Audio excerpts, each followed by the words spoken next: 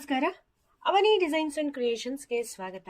Friends, ಇವತ್ತು ಏನಪ್ಪ ಇವರು ಬಟ್ಟೆ ಕ್ಲಿಪ್ಗಳನ್ನು ಇಟ್ಕೊಂಡು ಕೂತಿದ್ದಾರೆ ಅಂತ ನೋಡಿದ್ರಾ? ಹೌದು ಫ್ರೆಂಡ್ಸ್, ಇವತ್ತು ಬಟ್ಟೆ ಕ್ಲಿಪ್ಪಿಂದ ನಮಗೆ ಉಪಯೋಗ ಆಗುವಂಥ ಒಂದು ವಸ್ತುವನ್ನು ಮಾಡಿ ನಾನು ತೋರಿಸ್ತಾ ಇದ್ದೀನಿ. ಈ ವಸ್ತು ಇದೆಯಲ್ಲ, ಈ ವಸ್ತು ಮಾಡೋದ್ರಿಂದ ಮನೆಯಲ್ಲಿರೋ ಅಮ್ಮಂದಿರಿಗೆ ಹತ್ತತ್ರ ಅರ್ಧ ಕೆಲಸ ಕಡಿಮೆ ಆದ ಹಾಗೆ ಆಗತ್ತೆ. ಅದಕ್ಕಾಗಿ ಇವತ್ತು ಅಂಥದ್ದು ಏನು ವಿಶೇಷ, ಅಂಥದ್ದು ಏನು ಮಾಡ್ತಾ ಇದ್ದೀನಿ ಅಂತ ಅನ್ಕೊತಾ ಇದ್ದೀರಾ? ಈಗ ಏನು ಮಾಡೋದು ಮತ್ತು ಹೇಗೆ ಮಾಡೋದು ಅನ್ನೋದನ್ನು ಕೂಡ ನೋಡೋಣ ಬನ್ನಿ. ನಮ್ಮ ಹತ್ರ ಒಂದಷ್ಟು ಬಟ್ಟೆ ಕ್ಲಿಪ್ ಇದೆ. ಇಂಥದ್ದೇ ಆಗಬೇಕು ಅಂಥದ್ದೇ ಆಗಬೇಕು ಅಂತೇನಿಲ್ಲ. ನಿಮ್ಮ ಹತ್ರ ಇರೋ ಬಟ್ಟೆ ಕ್ಲಿಪ್ಗಳನ್ನು ಯೂಸ್ ಮಾಡಿಕೊಂಡು, ಹಾಗೆ ನಿಮ್ಮಲ್ಲಿ ಇರೋವಂಥ ಒಂದು ಹ್ಯಾಂಗರನ್ನು ಯೂಸ್ ಮಾಡಿಕೊಂಡು ಒಂದು ವಸ್ತುವನ್ನು ಇವತ್ತು ಮಾಡೋದು ತೋರಿಸ್ತಾ ಇದ್ದೀನಿ. ನಾನು ಇದನ್ನ ನಾಟ್ ಹಾಕಲಿಕ್ಕೆ ಉಲ್ಲನನ್ನು ತೊಗೊಂಡಿದ್ದೀನಿ. ಇದನ್ನೆಲ್ಲ ಸ್ಟಾರ್ಟ್ ಮಾಡೋಕ್ಕೂ ಮುಂಚೆ ಫ್ರೆಂಡ್ಸ್, ನೀವು ಯಾರೆಲ್ಲ ನಮ್ಮ ಚಾನಲ್ಗೆ ಸಬ್ಸ್ಕ್ರೈಬ್ ಆಗಲಿಲ್ವೋ ಸಬ್ಸ್ಕ್ರೈಬ್ ಮಾಡಿ, ಪಕ್ಕದಲ್ಲಿರೋ ಬೆಲ್ ಐಕಾನನ್ನು ಪ್ರೆಸ್ ಮಾಡಿ. ಹಾಗೆ ಅವನಿ ಕಿಚನ್ ರಂಗೋಲಿನೂ ಕೂಡ ಸಬ್ಸ್ಕ್ರೈಬ್ ಮಾಡಿ. ನಾನು ಹ್ಯಾಂಗರನ್ನು ತೊಗೊಂಡಿದ್ದೀನಿ. ಈಗ ಏನು ಮಾಡಬೇಕು ಅಂದರೆ, ಒಂದು ಇಷ್ಟಿಷ್ಟು ಉದ್ದಕ್ಕೆ ದಾರವನ್ನು ಕಟ್ ಮಾಡ್ಕೊಬೇಕು. ಎಷ್ಟು ನಮ್ಮ ಹತ್ರ ನಾವು ಎಷ್ಟು ಒಂದು ಹ್ಯಾಂಗರಿಗೆ ಎಷ್ಟು ಬಟ್ಟೆ ಕ್ಲಿಪ್ಗಳನ್ನು ಹಾಕ್ತೀವಿ ಅನ್ನೋದ್ರ ಮೇಲೆ ನಮಗೆ ಎಷ್ಟು ಬೇಕಾಗತ್ತೆ ಅನ್ನೋದು ದಾರ ಗೊತ್ತಾಗತ್ತೆ. ನಾವು ಎಷ್ಟು ಯೂಸ್ ಮಾಡ್ತೀವೋ ಅಷ್ಟು. ಈಗ ಏನು ಮಾಡಬೇಕಪ್ಪ ಅಂತಂದರೆ, ಇಲ್ಲಿ ಹೋಲ್ ಇರುತ್ತಲ್ಲ, ಅಂದರೆ ಕೆಲವೊಂದು ಇದರಲ್ಲಿ ಹೋಲ್ ಇರೋದಿಲ್ಲ ಅಂಥ ಸಮಯದಲ್ಲಿ ಇಲ್ಲಿ ಮಧ್ಯದಲ್ಲಿ ಒಂದು ತಂತಿ ಇರುತ್ತಲ್ಲ, ಅದಕ್ಕೂ ಕೂಡ ನೀವು ಹಾಕ್ಕೊಬೋದು. ನಾನು ಇಲ್ಲಿ ಹೋಲ್ ಇದೆಯಲ್ಲ ಅನ್ನೋ ಕಾರಣಕ್ಕೆ ಇಲ್ಲಿ ಹೋಲಲ್ಲೇ ಹಾಕೋತಾ ಇದ್ದೀನಿ. ಈ ಹೋಲಲ್ಲಿ ಹಾಕಿ ಆದಮೇಲೆ ಇಲ್ಲಿಗೆ ನಾಟನ್ನು ಹಾಕ್ಕೋಬೇಕು. ಚಂದ ಮಾಡಿ ನಾಟನ್ನು ಹಾಕ್ಕೊಳ್ಳಿ. ನಾನಿಲ್ಲಿ 2 ಕಲರನ್ನು ಯೂಸ್ ಮಾಡ್ತಾ ಇರೋದ್ರಿಂದ ಈಗ ಬ್ಲೂ ಕಲರನ್ನು ತಗೊತೀನಿ. ಹಿಂಗೆ 2 ಕಲರೇ ತಗೋಬೇಕು ಅನ್ನೋದಲ್ಲ, ಮಾಡ್ತೀವಿ, ಸ್ವಲ್ಪ ಚಂದ ಕಾಣಬೇಕಲ್ಲ, ಅದಕ್ಕೋಸ್ಕರ ನಾನಿಲ್ಲಿ 2 ಕಲರ್ ಕ್ಲಿಪ್ಗಳನ್ನು ತೊಗೊಂಡಿದ್ದೀನಿ. ಒಂದೇ ಕಲರ್ ಕ್ಲಿಪ್ ಕೂಡ ಇದಕ್ಕೆ ಬೇಕಾದಷ್ಟು ಕ್ಲಿಪ್ ಇತ್ತು, ಆದ್ರೂ ನಾನು 2 ಕ್ಲಿಪ್ಗಳನ್ನು ಅಂದರೆ 2 ಕಲರ್ ಕ್ಲಿಪ್ಗಳನ್ನು ತೊಗೊಂಡಿದ್ದೀನಿ. ಮನೆಯಲ್ಲಿ ಮಕ್ಕಳು, ಅಮ್ಮ ನನ್ನ ಸಾಕ್ಸ್ ಎಲ್ಲಮ್ಮ, ಅಮ್ಮ ನನ್ನ ಶೂ ಹೇಗೂ ಹೊರಗಡೆನೇ ಇರುತ್ತೆ, ಖರ್ಚಿಪ್ ಎಲ್ಲಮ್ಮ, ನನ್ನ ಬೆಲ್ಟ್ ಎಲ್ಲಮ್ಮ, ನನ್ನ ಮಾಸ್ಕ್ ಎಲ್ಲಮ್ಮ, ಇದೇ ರೀತಿಯಾಗಿ ಕ್ವಶನ್ ಕೇಳ್ತಾನೆ ಇರ್ತಾರೆ. ಒಂದನ್ನು ನಾವು ತೆಕ್ಕೊಟ್ಟು ಹೋದರೆ ಮತ್ತೊಂದು ಕ್ವಶನ್ ರೆಡಿ ಆಗಿರುತ್ತೆ. ಅಂಥ ಸಮಯದಲ್ಲಿ ನಾವು ಈ ರೀತಿದನ್ನು ಮಾಡಿ ಇದಕ್ಕೆ ಎಲ್ಲದನ್ನು ಹಾಕಿ ಇಟ್ಟರೆ ನಮಗೆ ಅರ್ಧಕ್ಕರ್ಧ ಕೆಲಸನೇ ಕಡಿಮೆ ಆಗುತ್ತೆ. ಮತ್ತು ಬೆಳಗ್ಗೆ ಮುಂಚೆ ಟೆನ್ಷನ್ನೇ ಇರೋದಿಲ್ಲ. ಇದೇ ರೀತಿಯಾಗಿ ಹ್ಯಾಂಗರ್ನ ತುದಿವರೆಗೂ ಕೂಡ ಕಟ್ಕೊಂಡು ತಗೊಂಡು ಬರ್ತೀನಿ. ಮತ್ತು ಇಲ್ಲಿ ಎಕ್ಸ್ಟ್ರಾ ಏನು ದಾರ ಇದೆಯಲ್ಲ ಅದನ್ನು ಕಟ್ ಮಾಡ್ಕೋಬೇಕು. ನೋಡಿ, ಈ ರೀತಿ ನಾಟ್ ಹಾಕ್ಕೊಳ್ಳೋದು. ಆಮೇಲೆ ನಾವು ಇದನ್ನು ಹ್ಯಾಂಗರನ್ನು ನೇತು ಹಾಕ್ಕೊಂಡ್ರೆ ಈ ರೀತಿಯಾಗಿ ನಮಗೆ ಬೇಕಾಗಿರೋದನ್ನು ಚಂದ ಮಾಡಿ ಒಂದು ಕಡೆ ಸೇರಿಸಿಟ್ಕೊಬೋದು. ಹೀಗೆ ಕರ್ಚಿಪು, ಸಾಕ್ಸು ಎಲ್ಲದನ್ನು ಕೂಡ ನಮಗೆ ಬೇಕಾದ ಕಡೆ ಹೀಗೆಲ್ಲದನ್ನು ಕೂಡ ಜೋಡಿಸಿ ಇಟ್ಟರೆ ನಮಗೆ ಎಷ್ಟೋ ಕೆಲಸಗಳು ಕಡಿಮೆ ಆಗಿಬಿಡುತ್ತೆ. ಆವಾಗ ನೆಮ್ಮದಿಯಿಂದ ಅವರನ್ನು ಸ್ಕೂಲಿಗೆ, ನಮ್ಮ ಗಂಡಂದಿನನ್ನು ಆಫೀಸ್ಗಳಿಗೆ ಕಳಿಸ್ಬೋದು.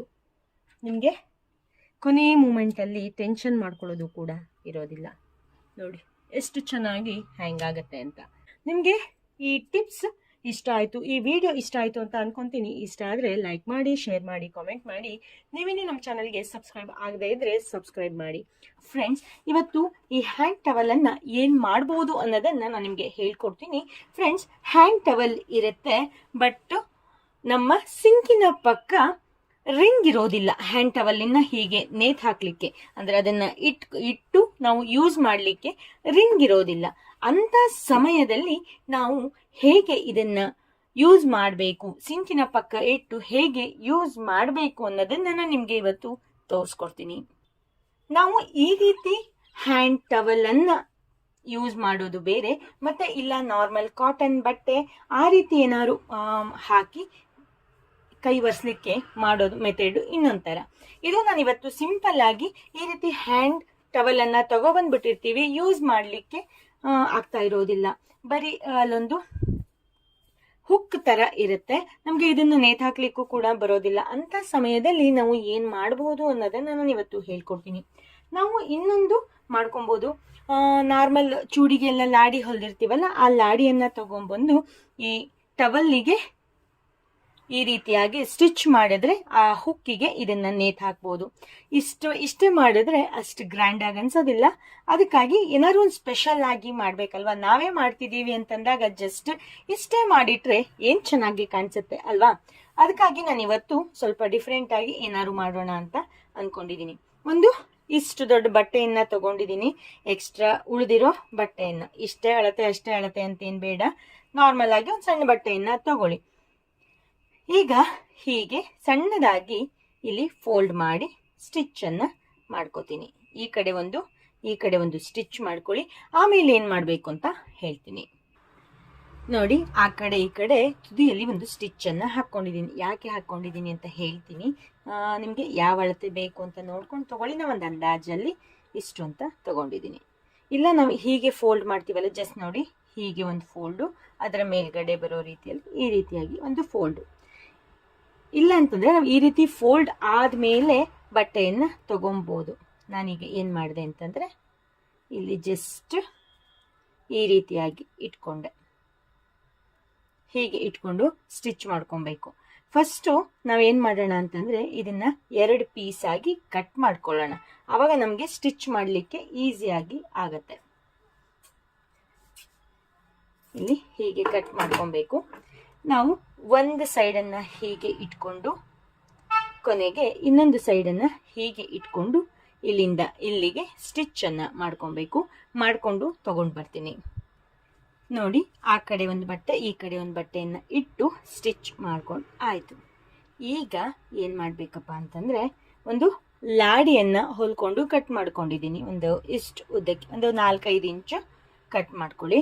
ಈಗ ಫಸ್ಟ್ ನಾವೇನ್ ಮಾಡಬೇಕು, ಇಲ್ಲಿಂದ ಇಲ್ಲಿಗೆ ಸ್ಟಿಚ್ ಅನ್ನ ಮಾಡ್ಕೊಬೇಕು. ಸ್ಟಿಚ್ ಮಾಡ್ಕೊಂಡ್ ಬರ್ತೀನಿ ನೋಡಿ. ಈ ಕಡೆ 2 ಕಡೆ ಸ್ಟಿಚ್ ಮಾಡ್ಕೊಂಡಾಯ್ತು. ಈಗ ಏನ್ ಮಾಡ್ಬೇಕಪ್ಪ ಅಂದ್ರೆ ಹೀಗೆ ಒಳಗಡೆ ಇಷ್ಟನ್ನ ಹಾಕಬೇಕು.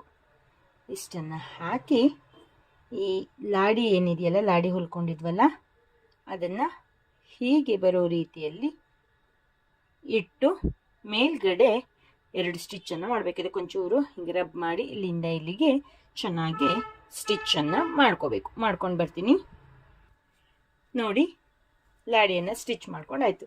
ಹೀಗೆ ಆ ಹುಕ್ಕಿಗೆ ನೇತ್ ಹಾಕೊಂಡ್ರೆ ರೆಡಿ ಆಗ್ಬಿಡ್ತು. ಸುಮ್ಮನೆ ನಾವು ಇದನ್ನ ಇಲ್ಲೆಲ್ಲೋ ಒಂದು ಚೂರು ಲಾಡಿಯನ್ನ ಹಚ್ಚಿ ಇಲ್ಲ ಏನೋ ಒಂದು ಮಾಡಿ ಹೀಗೆ ಇಡೋದ್ಕಿಂತ, ಇಲ್ಲ ರಿಂಗ್ ಇಲ್ಲ ಅಂತ ಬೇಜಾರು ಮಾಡ್ಕೊಂಡು ಒದ್ದಾಡೋದ್ಕಿಂತ ಈ ರೀತಿಯಾಗಿ ಮಾಡ್ಕೊಂಡ್ರೆ ಎಷ್ಟು ಚೆನ್ನಾಗಿ ಕಾಣಿಸುತ್ತೆ ಅಲ್ವಾ. ಇದೇ ರೀತಿಯಲ್ಲಿ ಬೇರೆ ಬಟ್ಟೆಯಲ್ಲೂ ಕೂಡ ಬೇರೆ ಬೇರೆ ರೀತಿಯಾಗಿ ಸ್ಟಿಚ್ ಅನ್ನ ಮಾಡ್ಬೋದು. ನಾನು ನೆಕ್ಸ್ಟ್ ನಿಮ್ಗೆ ಅದನ್ನು ಕೂಡ ತೋರಿಸ್ಕೊಡ್ತೀನಿ. ನಿಮ್ಗೆ ಈ ವಿಡಿಯೋ ಇಷ್ಟ ಆಯ್ತು ಅಂತ ಅನ್ಕೊಂತೀನಿ. ಇಷ್ಟ ಆದ್ರೆ ಲೈಕ್ ಮಾಡಿ, ಶೇರ್ ಮಾಡಿ, ಕಾಮೆಂಟ್ ಮಾಡಿ. ನೀವಿನ್ನೂ ನಮ್ಮ ಚಾನಲ್ಗೆ ಸಬ್ಸ್ಕ್ರೈಬ್ ಮಾಡದೆ ಇದ್ರೆ ಪ್ಲೀಸ್ ಸಬ್ಸ್ಕ್ರೈಬ್ ಮಾಡಿ ಅಂತ ಹೇಳ್ತಾ ಇವತ್ತಿನ ವಿಡಿಯೋವನ್ನ ಇಲ್ಲಿಗೆ ಮುಗಿಸ್ತಾ ಇದ್ದೀನಿ. ನೆಕ್ಸ್ಟ್ ಅಪ್ಡೇಟ್ ಅಲ್ಲಿ ಹೊಸ ವಿಡಿಯೋದೊಂದಿಗೆ ಮತ್ತೆ ಸಿಗ್ತೀನಿ ಅಂತ ಹೇಳ್ತಾ thank you, bye, take care, ಶುಭ ದಿನ. ವಿಡಿಯೋ ನೋಡಿದ್ದಕ್ಕಾಗಿ ಧನ್ಯವಾದಗಳು. ನೆಕ್ಸ್ಟ್ ಅಪ್ಡೇಟಿಗಾಗಿ ಕಾಯ್ತಾ ಇರಿ. Thank you, bye, take care, ಶುಭ ದಿನ.